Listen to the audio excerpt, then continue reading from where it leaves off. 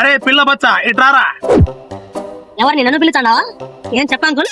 Apple కావాలంటే Apple ఇచ్చా, కమలాకాయ కావాలంటే కమలాకాయ ఇచ్చా. డిస్కౌంట్ అడిగితే మాత్రం మీ నాయన దగ్గర పంపించారు. ఏంట్రా అంకుల్ ఆపిల్ ఇంత చిన్నదిగా ఉంది? నన్ను రా అంటావా? ఏం రండి కొవ్వు.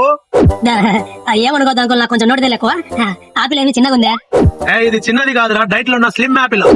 అయితే రెండే అంకుల్, ఒకటి డైట్ ఒకటి ఫుల్. ఏంటి పంచు పలక్నామాకే పంచా? రెండు కావాలంటే నీ పాకెట్ కూడా డైట్ లో ఉండాలిరా.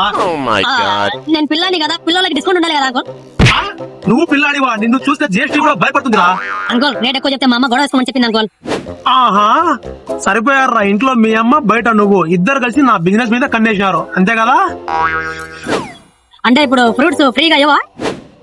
ఒరే పిల్ల బచ్చా, నీకు ఫ్రీగా కావాలంటే నా దగ్గర పని చేయాలా బచ్చాగా. పోరా అంకుల్, అయితే నాకేం వద్దు బా. నీ అవ్వ పిల్ల పులుగా. చూసారా ఫ్రెండ్స్, పిల్లాడితో వ్యాపారం అంటే యాపిల్ కాయ అమ్మి హార్ట్ అటాక్ తెచ్చుకోవడమే. మీరు సబ్స్క్రైబ్ చేసేయండి, లైక్ చేయండి.